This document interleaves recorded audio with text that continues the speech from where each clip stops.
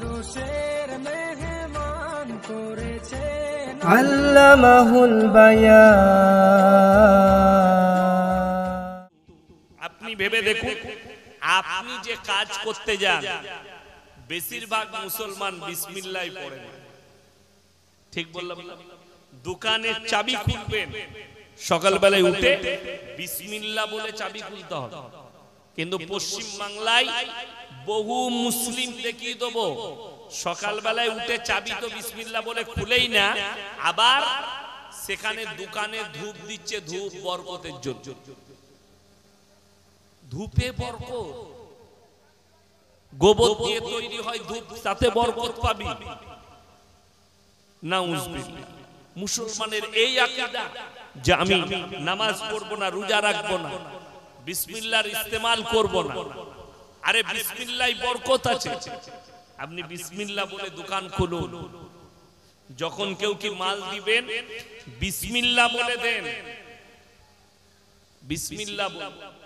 আপনি সবজি চাষ করছেন, আপনার কর্মচারী লাগিয়েছেন, তারা গাছ লাগাবে, আপনি মুনিব, আপনি দাঁড়িয়ে আছেন, প্রথম বীজটা বিসমিল্লাহ বলে আপনি পুঁতে দেন।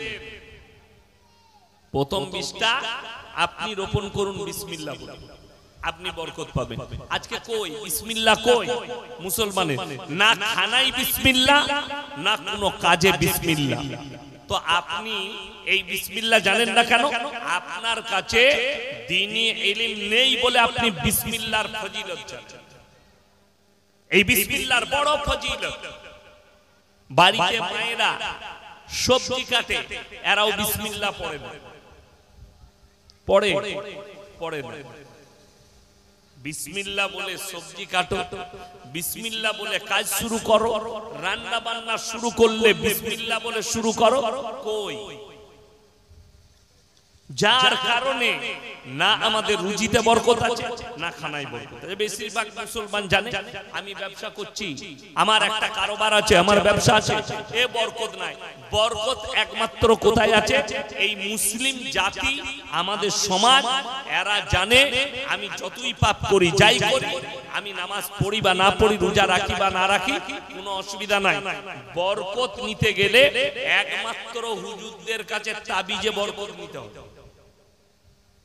এইটা মুসলমান জানে, কিন্তু এর মধ্যে নেই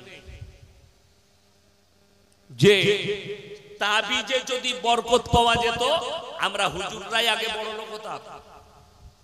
তাবিজে বরকত নাই, বরকত আছে আমলে, নেক আমলে বরকত আছে। রাসূল আকরাম সাল্লাল্লাহু আলাইহি সাল্লামের হাদিস, কোন ব্যক্তি, ভালো করে শুনবেন, 5 ওয়াক্তের যদি নামাজি হয়, আমি আল্লাহ মৃত্যুকাল পর্যন্ত তাদের রুজিতে কোনোদিন কমি দেব না। জোরে বলুন সুবহানাল্লাহ। এই রুজিতে কমি দেব না, এইটার মানে যদি আপনি বার করেন যে আমি তাহলে মালদার হয়ে যাব নামাজ পড়লে, হুজুর আমি বড় লোক হচ্ছি না, কে বললো আপনাকে যে বড় লোক হওয়া? যে ব্যক্তি আল্লাহর কাছে দোয়া করে, আল্লাহ আমাকে সম্পদ দাও, বড় লোক করো, আমাকে পয়সা দাও, এর থেকে বড় মূর্খ পৃথিবীতে কেউ নেই। যদি বলেন কেন, একটা হাদিস শোনাই।